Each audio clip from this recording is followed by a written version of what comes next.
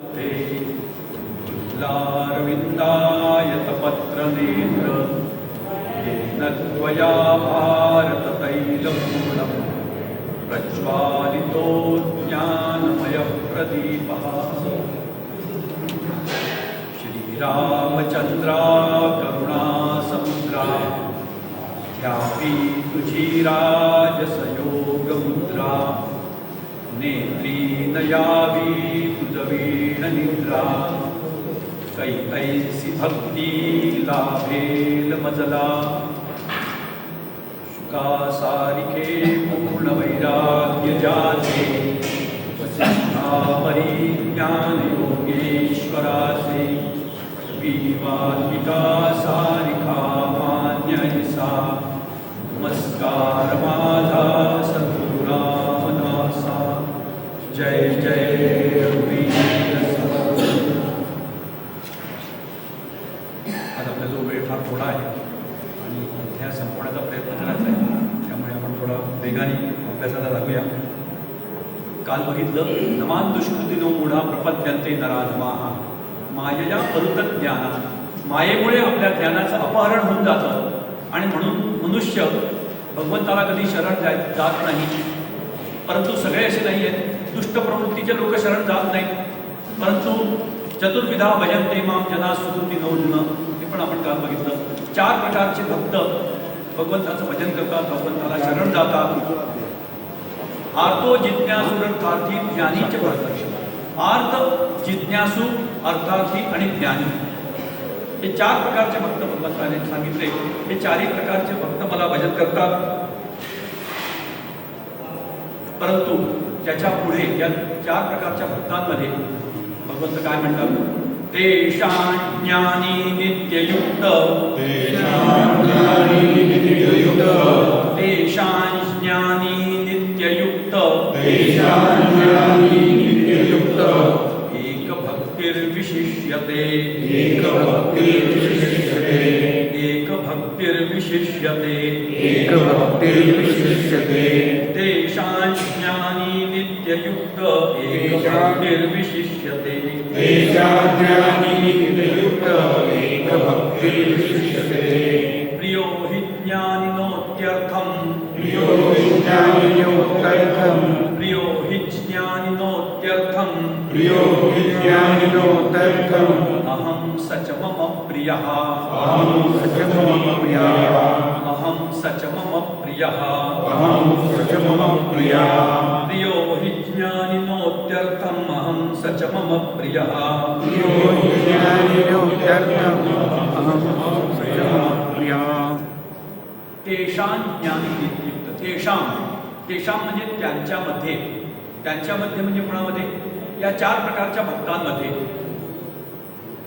आर्त, जिज्ञासू, अर्थार्थी आणि ज्ञानी हे 4 प्रकारचे जे भक्त आहेत, या 4 प्रकारच्या भक्तांमधला जो ज्ञानी भक्त आहे, भगवंत म्हणतात तो कसा असतो? तो नित्ययुक्त असतो. नित्य म्हणजे नेहमी, युक्त म्हणजे त्यांनी परिपूर्ण. त्याच्या हृदयामध्ये भगवंत सोडून दुसरा विषयच नसतो, म्हणून तो नित्ययुक्त असतो. युक्त म्हणजे जोडलेला, योगी. युक्त आणि योगी एकच अर्थाने याचा. तो नित्ययुक्त आहे म्हणजे नित्य योगी आहे, तो नित्य त्याच्याशी जोडलेला आहे. एक भक्तिर्विशिष्यते, त्याची तो एक फक्त भक्ती एवढंच जाणतो भगवंताचं. अनन्य भक्ती ज्याला म्हणतो आपण. अनन्य भक्तीचा अर्थ काय? न अन्य इथे अनन्य, दुसरं काही जाणतच नाही. जसं आईचं दानं लेकरू, आई माझी आई आणि मी, दुसरं काही जाणतच नाही, त्याला त्या आईशिवाय दुसरं काही दिसत नाही, तशी यांची भक्ती असते. एक भक्ती. आणि अशी त्यांची भक्ती असते. भक्तीची किंवा भक्ताची व्याख्या समर्थांनी जी केली आहे ना, त्याच्यासारखी कुठलीच व्याख्या नाही. इतकी सरळ सोपी भक्ताची. भक्त म्हणजे कोण? समर्थ रामदास स्वामी भक्ताची व्याख्या सांगतात, विभक्त नव्हे तो भक्त. सगळ्यात सोपी व्याख्या. विभक्त सगळ्यांना माहिती, वेगळा झाला. जो भगवंतापासून वेगळा नाही तो भक्त. जो सतत भगवंताबरोबर असतो तो भक्त.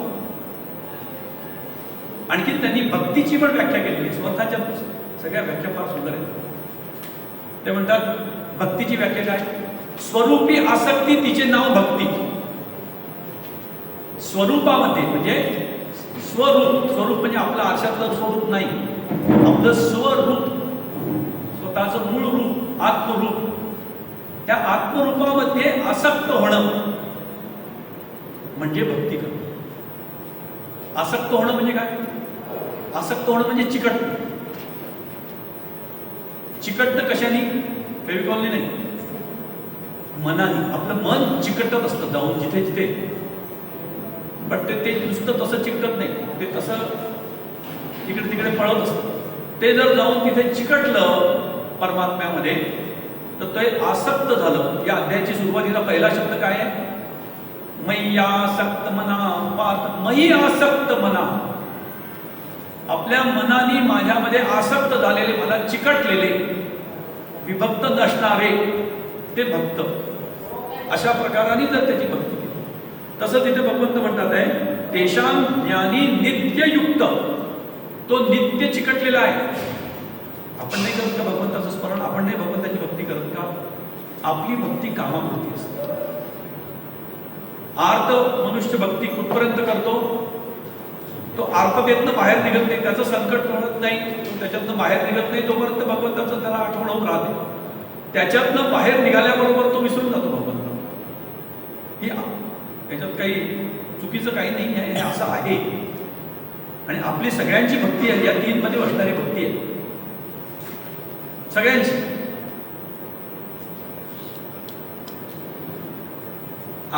जो आर्तभक्त आहे त्याची आर्तता टळली, त्याचं संकट टळलं की तो भगवंताला विसरतो.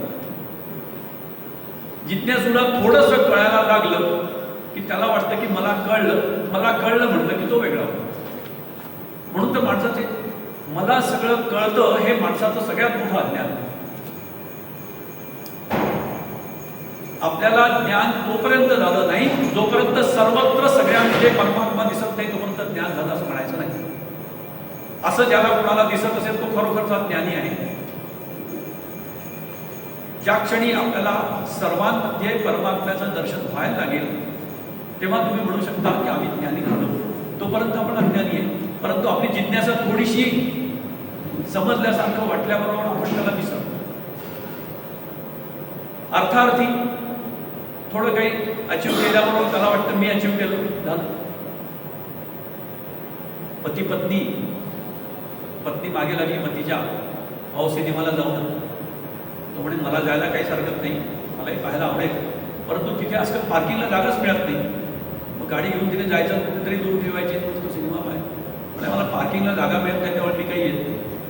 तिने आता हट्ट धरला. स्त्री हट्ट म्हटल्यानंतर ऐकावं लागलं.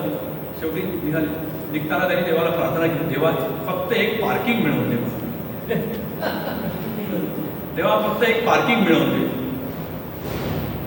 तिथे पोहोचल्याबरोबर एक रिकामं पार्किंग दिसलं. याने गाडी तरी ठेवली. लगेच देवाला म्हटलं, देवा god don't worry, I have got one. मी एक मिळवलं, तू काळजी करू नको.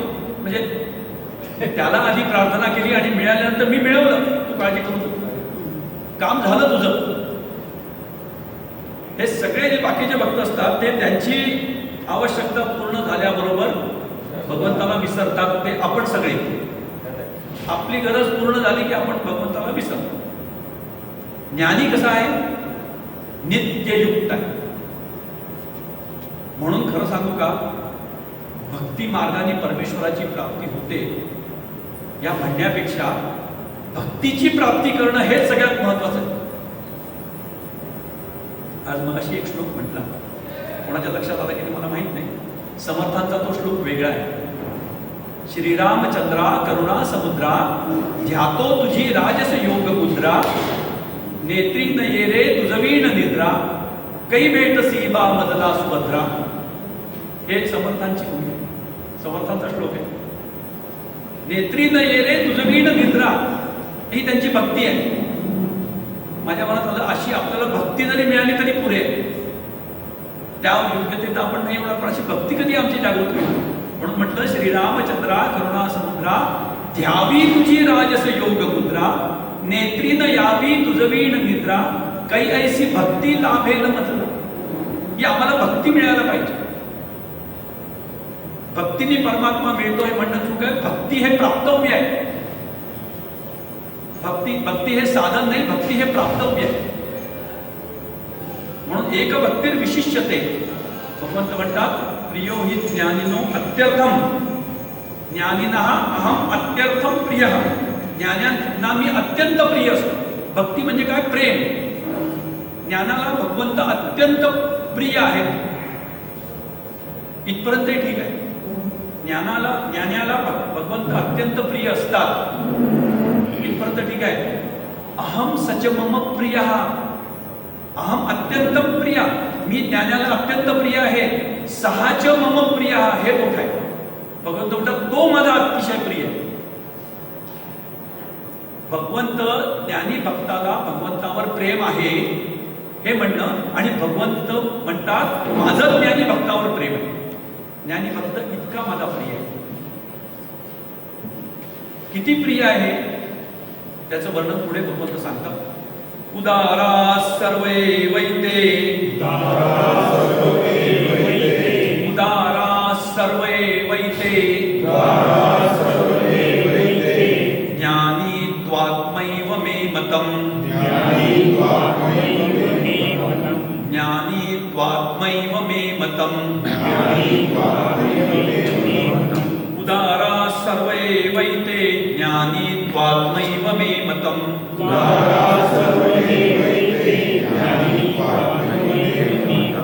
आस्थितः सहि युक्तात्मा.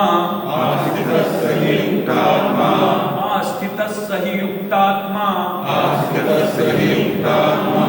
मामेवानुत्तमां गतिम्. मामेवानुत्तमां गतिम्. आस्थितः सहि युक्तात्मा मामेवानुत्तमां गतिम्.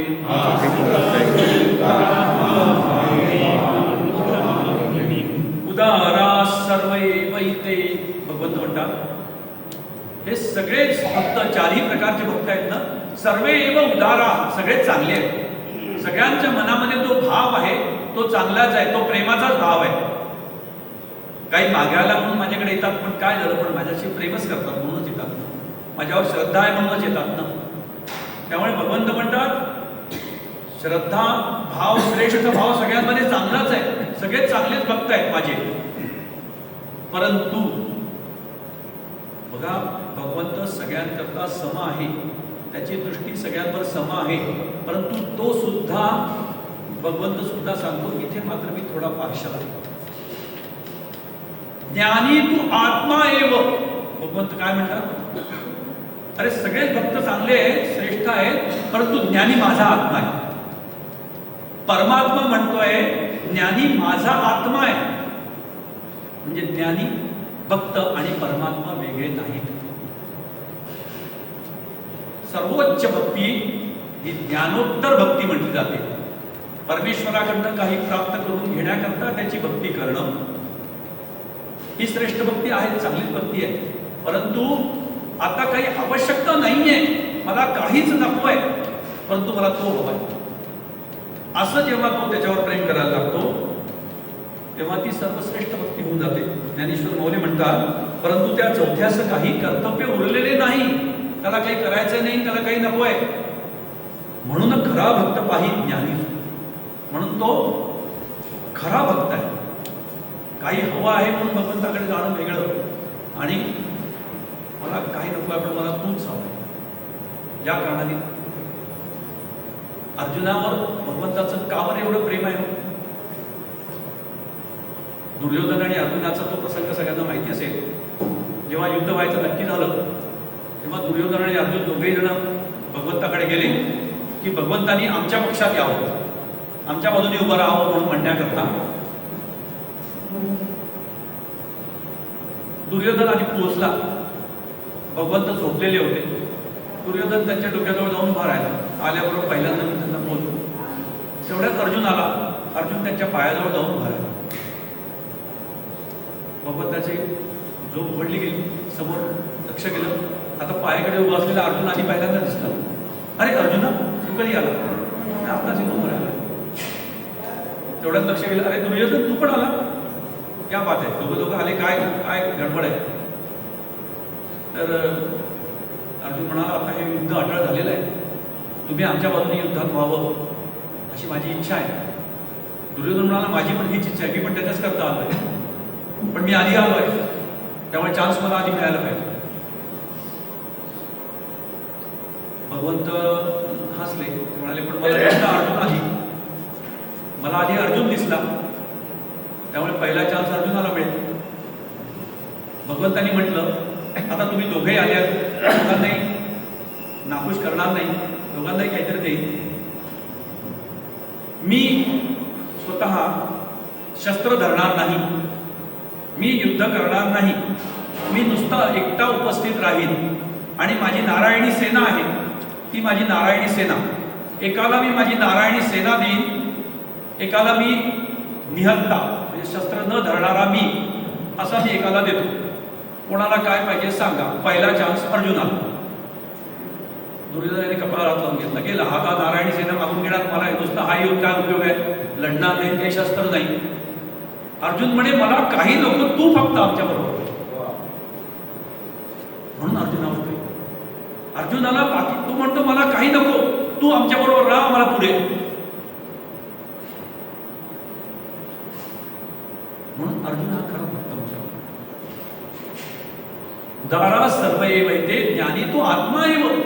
भगवंत म्हणतात, तू माझ्या आत्माच आहे, तो आणि मी भिन्न नाही आहे.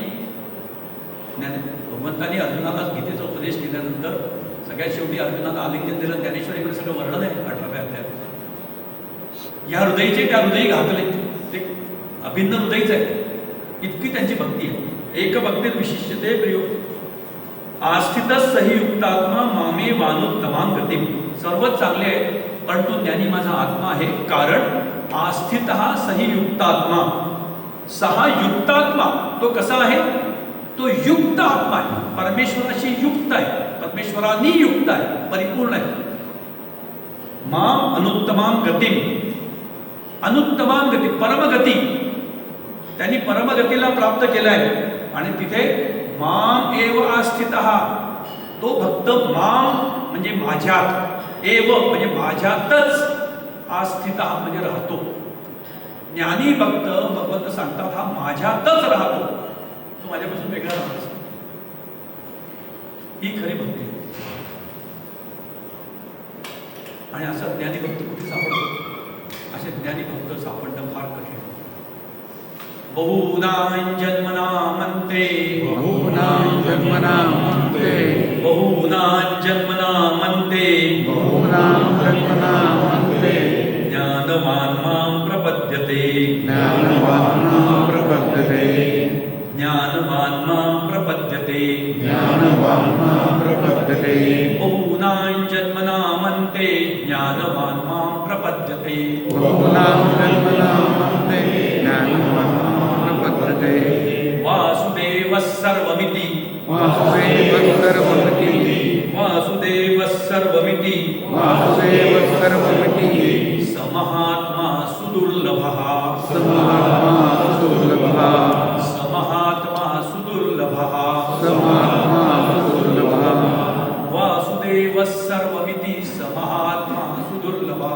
वासुदेवः सर्वमिति समहात्मा सुदुर्लभः. बहुदान जन्मनाम अंते, अनेक जन्मांच्या साधनेनंतर ज्ञानाची प्राप्ती केव्हा होते? त्याच्याकरता अनेक जन्मांची साधना करावी लागते. स्वतः ज्ञानेश्वर माऊलींनी पण म्हटलंय, सगळ्या संतांनी सांगितलंय, त्यांची अनेक जन्मांची साधना झालेली असते.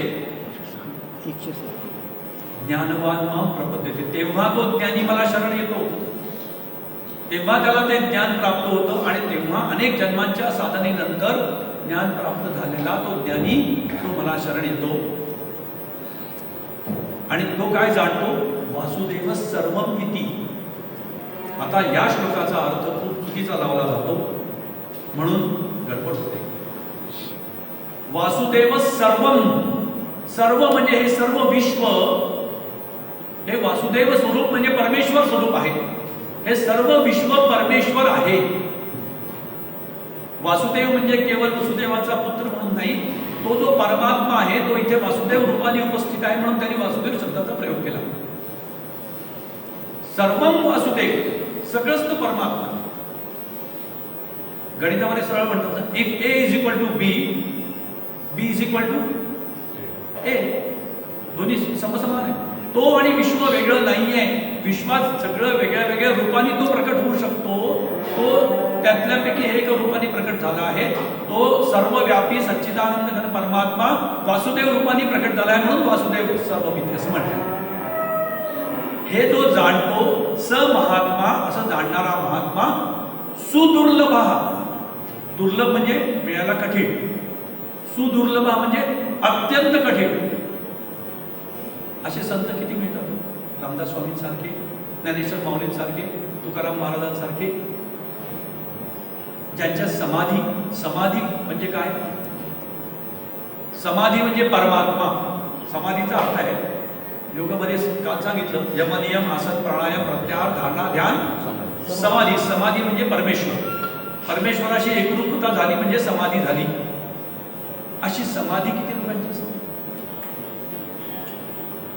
समाधी धारण करणं, जे या शरीरात असतानाच परमेश्वराशी एकरूपता साधतात त्यांची समाधी होते, सगळ्यांची नाही होत समाधी.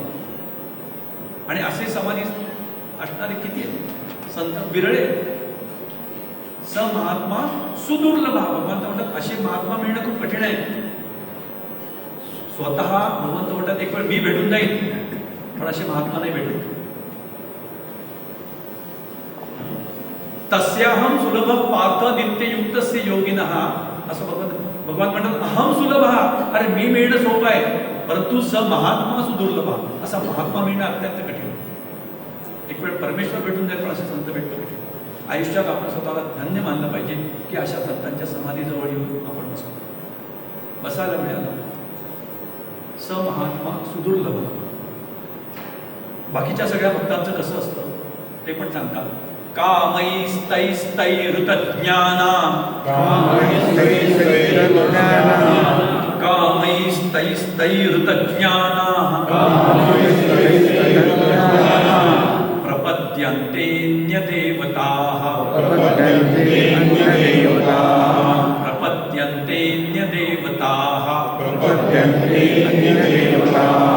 कामैस्तैस्तैहृतज्ञाना प्रपद्यन्तेऽन्यदेवताः.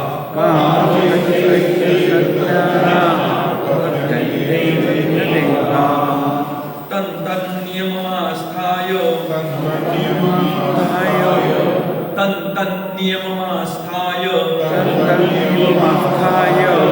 प्रकृत्या नियता स्वया, प्रकृत्या नियता स्वया,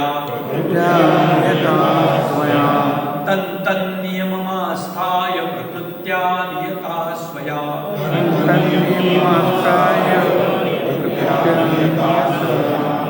ज्ञानी भक्तांबद्दल ज्ञानेश्वर माऊली काय म्हणतात तेवढी ओळी सांगायची. ज्ञानी माऊली काय म्हणतात? एरवी हे ज्ञाव ज्याचे ते चैतन्याची केवळ माझे. जो ज्ञानी भक्त आहे ना त्याला ज्ञानी भक्त, ज्ञानी हे नावं त्याला दिली आहेत. ते केवळ नावं आहेत. तो माझं चैतन्य आहे, परमेश्वराचं चैतन्य आहे. तर चैतन्याची केवळ माझे ते कुणाही न सांगावे जे रहस्य. तुला मला भेटायचं असेल ना अशा संतांना जाऊन भेट, ते तुला रहस्य सांगतोय ज्ञानेश्वर माऊली म्हणतात. आणि पुढे सांगताना आता म्हणतात आहे हे अशा भक्तांचं भगवंत काय करतात. त्यांनी पुढे 12व्या अध्यायात आल्या वर्णन फार सुंदर आहे. याहीवरी पार्था माझिया भजनी आस्था. सगळं काय झालं फक्त भजनच, भगवंत सोडून दुसरं करत नाही. माझिया भजनी आस्था तरी दयाचेची माथा मुकुट करी. मी त्याला माझ्या डोक्यावरचं मुकुट माझ्या डोक्यावर बसवून ठेवतो. मी भक्तांना माझ्या डोक्यावरचा मुकुट म्हणून मी माझ्या अशा भक्तांना बसवतो. ही भगवंताची आणि भक्तांचं नातं आहे. परंतु आपल्यासारख्या सामान्य भक्तांचं काय आहे ते पण भगवंत सांगतात. कामैही तैही तैही तैही तैही कामैही. काम म्हणजे कामना, इच्छा. ती इच्छा, जी इच्छा आपल्या मनात येते ती इच्छा पूर्ण करण्याकरता आपण काय करतो? प्रपद्यन्तेन्य देवता, अन्यान्य देवतांची उपासना करतो. माझ्या घरी मंगल कार्य आहे, लग्न आहे, पूजा आहे, कार्य निर्विघ्नपणे पार पडावं म्हणून मी गणपतीची उपासना करतो, गणपतीची साधन पूजा करतो. पहिल्यांदा करतो ना आपण, वक्रतुंड महाकाय सूर्यकोटी समप्रभ निर्विघ्नं कुरु मे, निर्विघ्नं कुरु मे देव, हे देवा माझं हे कार्य निर्विघ्नपणे पार पडू दे. आपण गणपतीची उपासना करतो. मुलाला शाळेत घालायचं आहे, आता विद्येची तो साधना करणार आहे, सरस्वतीची पूजा करवतो, त्याच्या हातून सरस्वतीची उपासना करतो. मला बलवान व्हायचं आहे, त्या बलवंताची हनुमंताची उपासना करतो. समर्थांनी त्याच्यासमोर किती सूर्यनमस्कार घालायचे. आता बलवंताची हनुमानाची उपासना करतो, कुठे गणपतीची उपासना करतो, कुठे दुर्गा मातेची उपासना करतो. शक्ती प्राप्त झाली पाहिजे, संकट टळले पाहिजे, वेगवेगळे आपले रिक्वायरमेंट्स असतात. सुख संपत्ती घरी आली पाहिजे, लक्ष्मी मातेची लक्ष्मीपूजन आपण करतो. जी जी आपली कामना आहे त्या त्या कामनेनुसार आपण त्या त्या देवतेची उपासना करतो. बरोबर आहे ना? बरोबर म्हणतात, चूक काहीच नाही याच्यात. तंतन नियमम आस्थाय, ते ते नियम त्याच्याकरता जे दिले आहेत ते पाळून. गणपतीला दुर्वा आवडतात, गणपतीला मोदक आवडतात, हनुमानाला रुईचा आहार आवडतो. मग त्यांना त्यांचे जे पूजेचे नियम आहे ते नियम आपण पाळून आपण त्यांची पूजा करतो. आपण कोणालाही जाऊन शंकराला दुर्वा नाही मा, कोणाला काय व्हायचं हे नियम पाळून करतो ना आपण. तम तम नियमम आस्थाय, ते ते नियम पाळून. प्रकृत्या नियता स्वया, हे कोणाची स्वया प्रकृत्या, आपली आपली जी प्रकृती आहे, आपली आपली जी आवड आहे. एखाद्याला गणपती खूप आवडतो, गणपतीवर प्रेम करतो, तो गणपतीची उपासना करतो, चुकलं का? कोणी सरस्वतीची उपासना करतो, कोणी लक्ष्मीचीच उपासना करतो. बिझनेसमॅन आहे तो लक्ष्मीची पूजा करत असतो. प्रत्येक जण आपापल्या आवडीप्रमाणे, स्वया प्रकृती, आपली आपली प्रकृती, आपली आपली इच्छा, आपली आपली जी आवड आहे त्याच्याप्रमाणे तो निरनिराळ्या देवतांची उपासना करतो.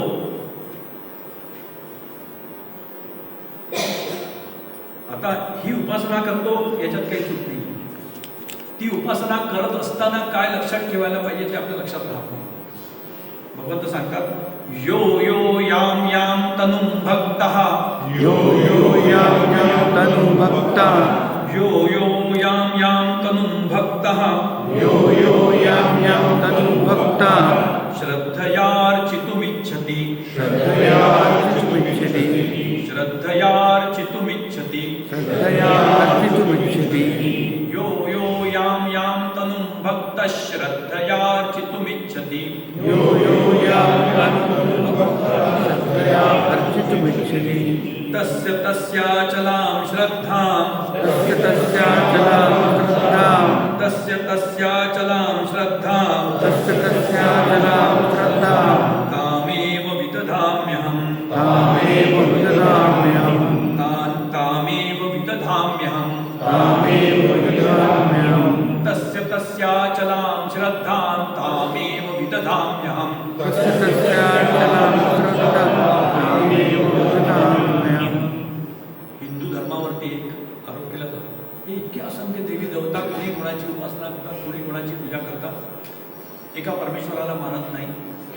हे सगळे जे भ्रम किंवा हे आपल्या मनात असलेल्या सुद्धा शंका, मी तर बाबा गणपतीची उपासना करतो, तो तर बाबा विष्णूची उपासना करतो, काय बरोबर आहे, हे करायला पाहिजे की ते करायला पाहिजे, हे जे काही मनात प्रश्न उठतात ना, त्या सगळ्या प्रश्नांचे उत्तर इथे सापडतात. भगवंत सांगतात, यो यो यो यो म्हणजे यहा यहा, यहा यहा म्हणजे जो जो, यो यो म्हणजे जो जो, याम याम म्हणजे ज्या ज्या, तनु तनु म्हणजे शरीर, शरीर म्हणजे रूप, आकार. जो जो ज्या ज्या रूपाची पूजा करतो, श्रद्धया अर्चितुम इच्छती, श्रद्धापूर्वक त्याची पूजा करण्याची इच्छा ठेवतो. माझी श्रद्धा गणपतीवर आहे म्हणून मी गणपतीची श्रद्धापूर्वक पूजा करतो.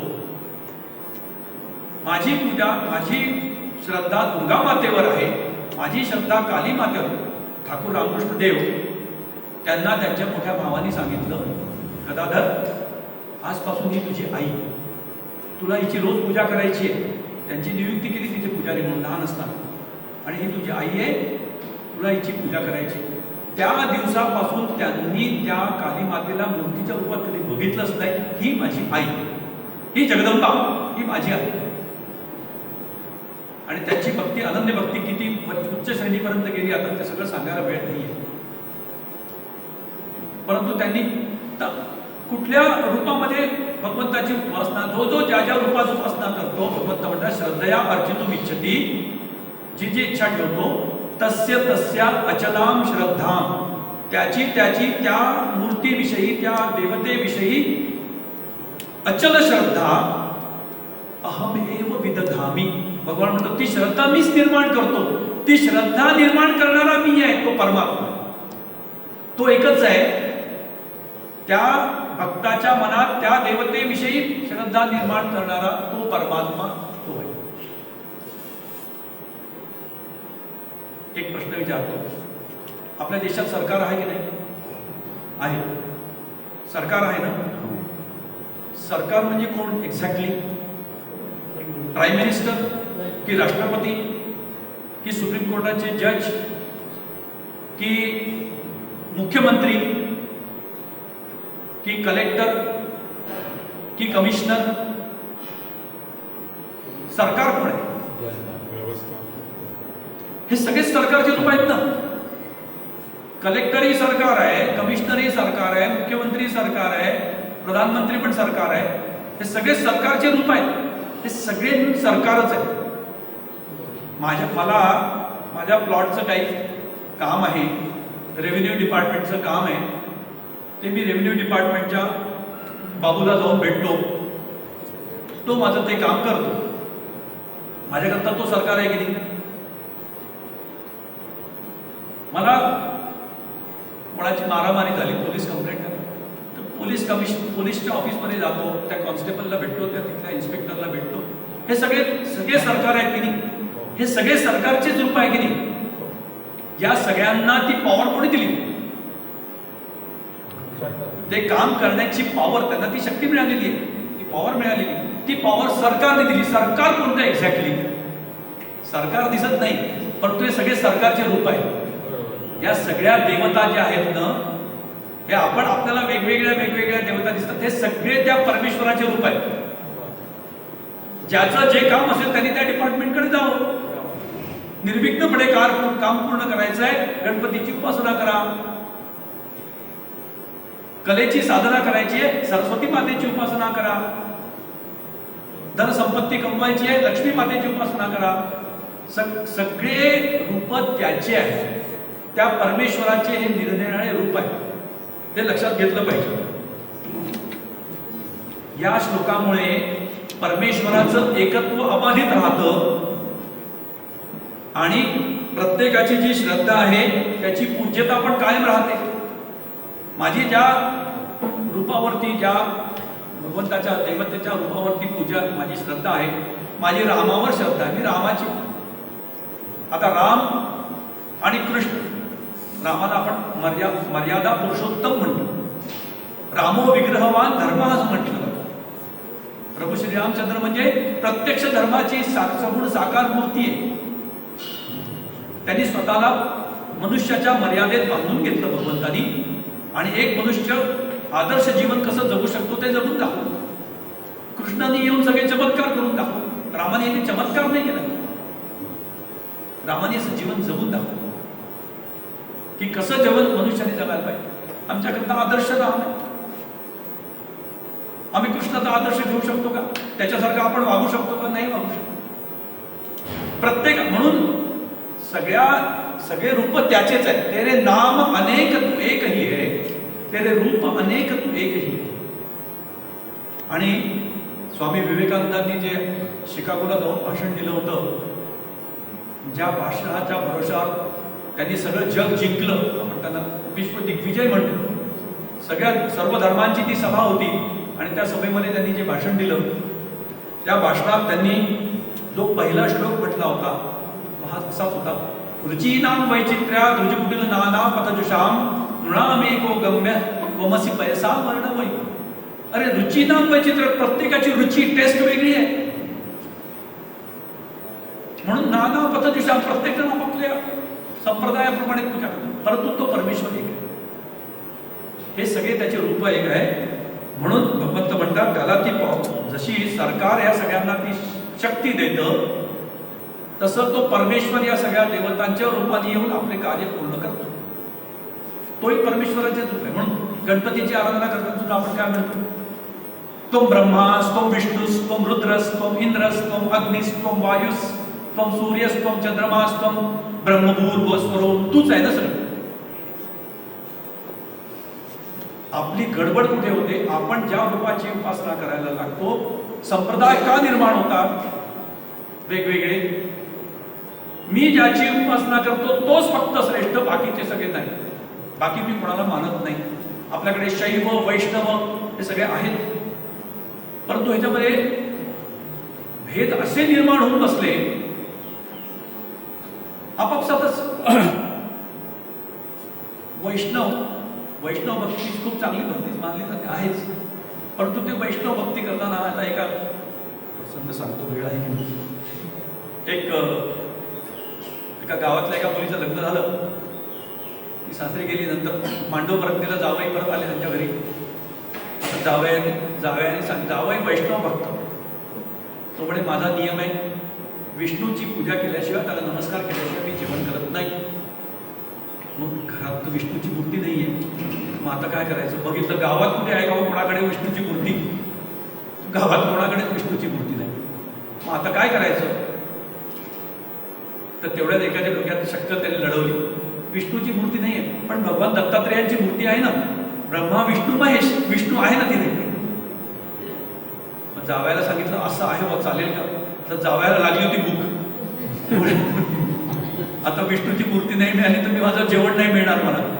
तो म्हणे ठीक आहे चालेल, पण एक काम करा म्हणे, 2 कापडाचे तुकडे घेऊन द्या. म्हणजे कशा करतात, त्या ब्रह्मा आणि शिवाच्या तोंडावर कापून घ्या. हे संप्रदाय हे निर्माण व्हायला भगवंत म्हणून म्हणतात, सतया श्रद्धया युक्तस, सतया श्रद्धया युक्तस, सतया श्रद्धया युक्तस, सतया श्रद्धया युक्तस, तस्याराधनमीहते, तस्याराधनमीयते, तस्याराधनमीहते, तस्याराधनमीयते. सतया श्रद्धया युक्तस तस्याराधनमीहते, सतया श्रद्धया युक्तस, तस्याराधनमीयते.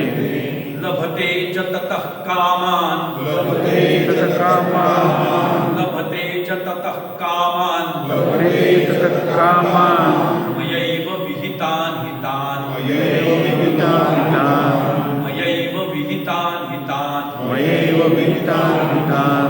लभते च ततः कामान्, मयैव विहितान् हितान्. लभते ततः कामान्, मयैव विहितान् हितान्. सहा तया श्रद्धया युक्त, म्हणजे तो व्यक्ती त्या श्रद्धेने युक्त असलेला त्या देवतेचे आराधनम इहते, त्या देवतेची आराधना करतो. आणि लभतेच्या ततः कामान, त्याच्या कामना पण पूर्ण होतात. त्या कशा पूर्ण होतात, भगवंत म्हणतात मयैव विहिता निहिता. अरे मी त्यांना सांगितलं नसतं, ते करून दे त्याची पण. हा तुझा भक्त तुझी उपासना त्या रूपात उपासना करतोय ना, त्याचे काम पूर्ण कर. म्हणजे त्या देवतेला ती शक्ती जी आहे ती परमेश्वराच्या शक्तीनेच ती देवता त्याची ती कामना पूर्ण करत असते. मूळ परमात्मा सगळ्यांच्या रूपाने हे सगळं आपल्या इच्छा कामना पूर्ण करत असतो, वेगवेगळ्या रूपाने करत असतो. आपल्या घरी सगळ्यांच्या घरी वीज आहे. वीज कुठून येते, समोरच्या ट्रान्सफॉर्मरमधून वीज येते आपल्याकडे. आपल्या घराजवळ पण कुठेतरी ट्रान्सफॉर्मर असतो, तिथून एक केबल टाकतात, ती घरी आपल्या घरी वीज येते. वास्तुतः ती वीज निर्माण कुठे होते, ती पॉवर हाऊसमध्ये निर्माण होते. खापरखेडा, कोराडी, भुसावळ, वेगवेगळ्या जे ठिकाणी जे पॉवर हाऊस आहेत तिथे ती वीज निर्माण होते. मग आपण वीज तिथे निर्माण होते, ते विजेचं मुख्य केंद्र आहे.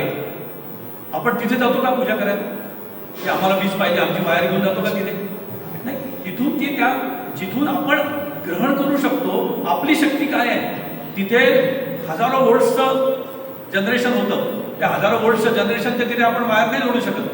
ती आपण वायर जिथे जे व्होल्टेज आपण सहन करू शकू तिथेच जाऊन आपण ग्रहण करतो.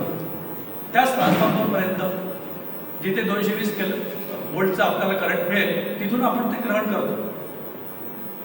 तसं त्या त्या देवतांपासून आपण तीच परमेश्वराची शक्ती वेगळ्या वेगळ्या देवतांच्या रूपाने आपल्याला मिळत असते. लभतेच ततः कामान मयैव विहितानि मया एव, अरे मीच त्यांना ती दिलेली आहे, त्याच्यातच त्यांना मिळते. ते परमेश्वराचेच रूप आहे, माझेच रूप आहे. परंतु आपली गडबड कुठे होते आणि ज्ञानी भक्ताचं थिंकिंग आणि आपलं थिंकिंग, आपल्याला जे मिळतं ते काय मिळतं आणि ज्ञानी भक्ताला काय मिळते. अंतवत्तु फलं तेषां अंतवत्तु फलं तेषां अंतवत्तु फलं तेषां अंतवत्तु फलं तेषां तद्भवत्यल्पमेधसां तद्भवत्यल्पमेधसां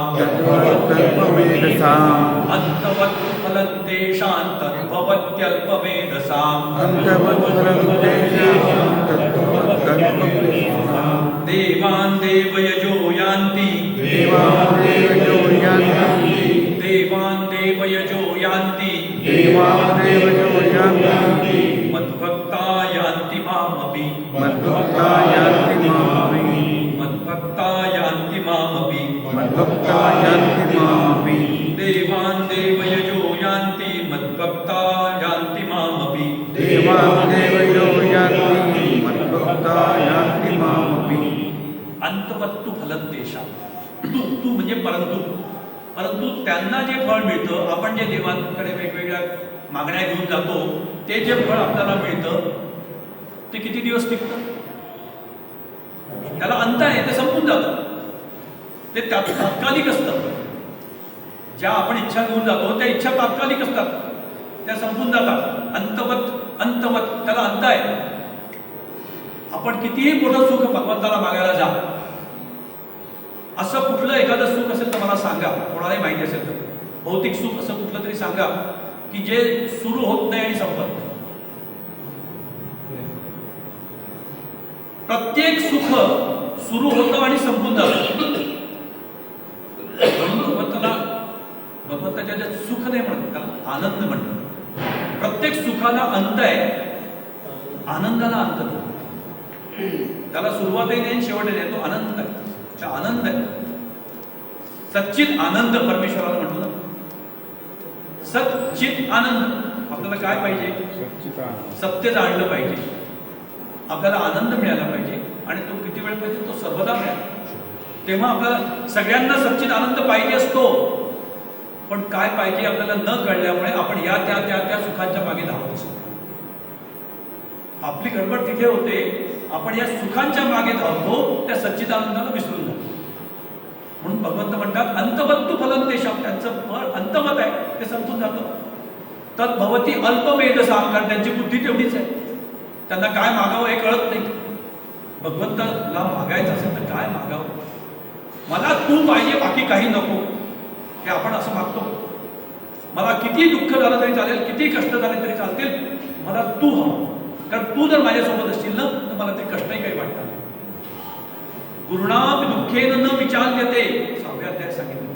त्याच्यावर कितीही मोठा संकटाचा पहाड जरी पडला ना तरी तो व्यक्ती विचलित होत नाही, जो सच्चिदानंदाशी जुळलेला असतो. म्हणून काय मागायचं ते कळलं.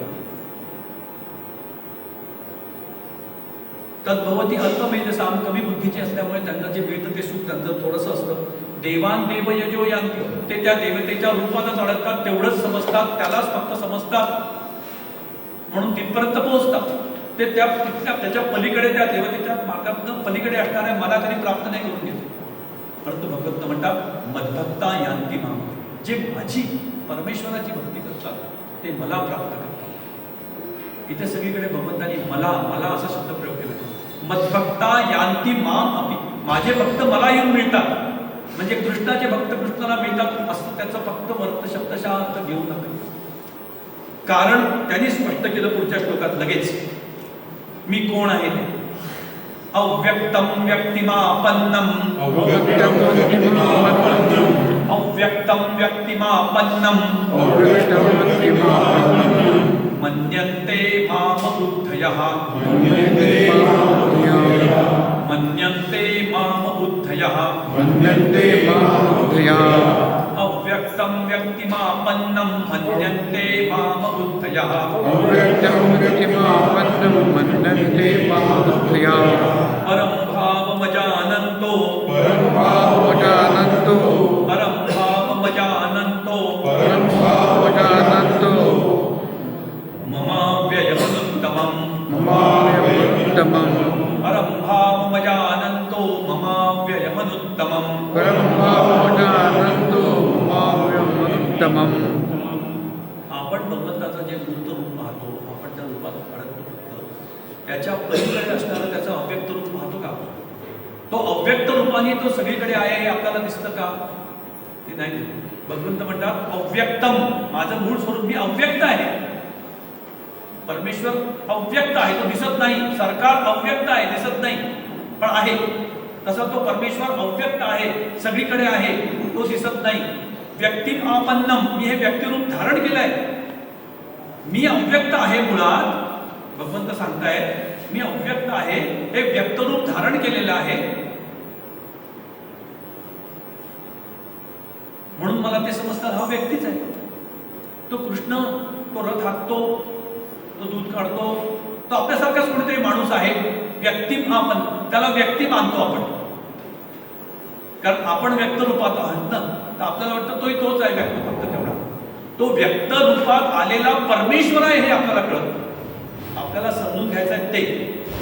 आपल्या समोर रामाची मूर्ती आहे. ती रामाची मूर्ती म्हणजे दगड नाही आहे, तो व्यक्त रूपामध्ये प्रकट झालेला परमेश्वर आहे. या भावनेने आपण त्याच्याकडे बघायचं. पूज्य स्वामी गोविंददेव गिरीजी महाराज सद्गुरू आम्हाला सांगतात मंदिरात जाऊन भगवंताचं दर्शन कसं घ्यायचं. आपण मंदिरात जातो, देवाचा विग्रह, श्री विग्रह बघतो, हात जोडतो, डोळे मिटतो. म्हणजे काय करतो? तो विग्रह आपल्या मनात साठवून ठेवण्याचा आपण प्रयत्न करतो. स्वामीजी सांगतात जेव्हा आपण मंदिरात जाऊन देवाचं दर्शन घ्याल ना, तेव्हा त्या मूर्तीमध्ये सगळ्या विश्वाला बघा. सगळं विश्व त्या मूर्तीत समावलेलं आहे. तो परमेश्वराचं स्वरूप आहे आणि सगळं विश्व त्या मूर्तीमध्ये समावलेलं आहे. अशा दृष्टीने त्या मूर्तीकडे बघायचं आणि दर्शन घेऊन मंदिराच्या बाहेर आल्यानंतर विश्वात सगळीकडे त्या मूर्तीला बघायचं. हे खरं दर्शन. भगवंताचं दर्शन कसं घ्यायचं? मंदिरातल्या त्या मूर्तीमध्ये सगळ्या विश्वाला बघायचं आणि दर्शन घेऊन बाहेर आल्यानंतर सगळ्यांमध्ये त्या मूर्तीला बघायचं. म्हणजे त्याचं खरं दर्शन. अव्यक्तम व्यक्तिमापन्नम मन्यन्ते माम अबुद्धयः. हे अबुद्धय, कमी बुद्धीचे मूर्ख लोक मला व्यक्ती समजतात. तो दुर्योधनालाही कृष्ण भेटला होता, अर्जुनालाही भेटला, पण तो दुर्योधन त्याला म्हणजे कृष्ण आपला असाच आहे कोणीतरी समजत होता. आपल्यासारखाच कोणीतरी माणूस आहे. परम भावम अजानंता, ते माझा परमभाव जाणत नाही. परमभाव, बाहेरचं रूप एक आहे आणि त्याच्यातला भाव वेगळा आहे. तो परमभाव तो आपण जाणत नाही. म्हणून आपण त्याला व्यक्ती किंवा मूर्ती किंवा दगड म्हणतात ना लोक. देव कुठे आहे? दगड आहे म्हणतात. म्हणजे काही भक्तांना कमीत कमी त्या मूर्तीत तो देव तरी दिसतो. काही काही लोकांना ती मूर्ती म्हणजे फक्त दगडच दिसते, कारण तो भावच नाही. बरं, अव्यक्त म्हणून अव्यक्ताची उपासना. ममाव्ययम अनुत्तमम, माम अव्ययम अनुत्तमम, अव्यय अनुत्तम सर्वश्रेष्ठ, अव्यय अविनाशी असा माझा भाव लोक जाणत नाही. मी म्हणजे हे फक्त रूप नाहीये, मी अव्यय अविनाशी सर्वव्यापी तो परमात्मा आहे. लोक मला ओळखत नाही, हे तू सांगतो. आणि म्हणून परमेश्वर कसा आहे? तो अव्यक्त आहे, अव्यय आहे, अविनाशी आहे, सर्वत्र आहे. पण ऍट द सेम टाइम तो मूर्त रूपाने पण आहे, हे जाणलं पाहिजे. कारण तो मध्यंतरी असा एक काळ आला की लोक मग परमेश्वर अव्यय आहे म्हणून आम्ही त्याला अविनाशी आहे, अव्यक्त आहे म्हणून त्या अव्यक्ताची आम्ही उपासना करतो, आम्ही या मूर्ती पूजा करत नाही, असे मानणारे हिंदू धर्मात एक आहे, अजूनही आहे. आम्ही परमेश्वराला मानतो परंतु आम्ही मूर्तीपूजा मानत नाही, कारण तो अव्यक्त आहे. त्या अव्यक्ताची जो दिसत नाही, अनुभव येत नाही, काहीच होत नाही, त्याची उपासना करणं, त्याचं ध्यान करणं सोपं आहे का हो? कलरलेस, ओडरलेस, टेस्टलेस असा तो परमात्मा त्याचे ध्यान करू शकता का? नाही करू शकत. असं आपण करू शकत नाही. म्हणून आपण त्या म्हणून सगुण साकार आणि निर्गुण निराकार हे दोन्हीही त्याचीच रूप आहे हे जाणून घेतलं महत्वाचं आहे. आपला आज वेळ संपलेला आहे आणि मला असं वाटतं या अध्यायातलं जेवढं सांगण्यासारखं मला वाटतं आणि पुढचं सगळं आहेच महत्वाचंच आहे, काहीच टाळायला नको. परंतु शेवटी वेळेचं बंधन आहे, ते पाळलं पाहिजे. म्हणून आपण हा अभ्यास इथे थांबवणार आहोत. भगवंतांनी पुढे म्हटलंय, अहम प्रकाश सर्वस्य योग माया समावृता. मी सगळ्यांना दिसत नाही कारण मी माझ्या योग मायेने झाकले गेलेलो आहे. ही माझीच माया आहे आणि माझ्याच मायेने मी स्वतःला झाकून घेतलं आहे. मला लोक ओळखत नाही, त्याला आपण ओळखायला शिकायचं आहे. ते शिकण्याकरता आपण चंचू प्रवेश केला या अध्यायामध्ये. थोडासा अध्याय जाणून घेण्याचा एक छोटासा प्रयत्न केला. वेळ कमी होता म्हणून घाईघाईने केला. जेवढं शक्य होतं तेवढं आपण जाणून घेण्याचा प्रयत्न केला आहे. अभ्यास हा निरंतर करायचा. अभ्यास शब्दाचाच अर्थ आहे पौनः पुण्येन करणं इति अभ्यास. अभ्यास म्हणजे पुन्हा पुन्हा ती गोष्ट करणं. आता या अध्यायाचं जेवढं शक्य होईल तेवढं आपण चिंतन करा. निर्णय भाष्य वाचा, ज्ञानेश्वरी वाचा, आपल्याला त्याच्यातलं अजून जास्त स्पष्टता होईल. वेळ राहिलेला नाहीये म्हणून श्लोक वाचा. श्लोक शेवटपर्यंत वाचा. 11:30ला आपल्याला 11:30 वाजता पदवीसाठी हॉल रिकामा करायचा आहे. त्याच्यानंतर अजून 2 भाषणं आहेत. श्लोक पूर्ण करून घे. श्लोक सरांना रिक्वेस्ट केली की एक मिनिटात मी एका मिनिटात सगळे श्लोक वाचतो. मी वाचतो, तुम्ही माझ्याबरोबर बोला. नाहं प्रकाशः सर्वस्य योगमाया समावृतः मूढो यन्ना विजानाति लोको मामजमव्ययम् वेदाहं समगीतानि वर्तमानानि चार्जुन भविष्याणि च भूतानि मातु वेदन कश्चन इच्छादेशसमुत्थेन नन्दमोहेन भारत सर्वभूतानि सम्मोहं सर्गे यान्ति वस्तुतः येषां त्वन्तगतं पापपञ्चनानां पुण्यकर्मणां ते द्वन्द्वमोहनिर्मुक्ता भजन्ते मां दृढव्रताः जरामरणमोक्षाय मामाश्रित्य तद्धिये ये ब्रह्मतद्विदु कृष्णमध्यात्मकर्म चाखिलं साधियुक्ता दैवमा साधियज्ञं विवेदु प्रयाणकाले च मां ते विदयुक्तचेतसाः. श्रीमद्भगवद्गीतासु ब्रह्मविद्यायां योगशास्त्रे श्रीकृष्णार्जुनसंवादे ज्ञानविज्ञानयोगो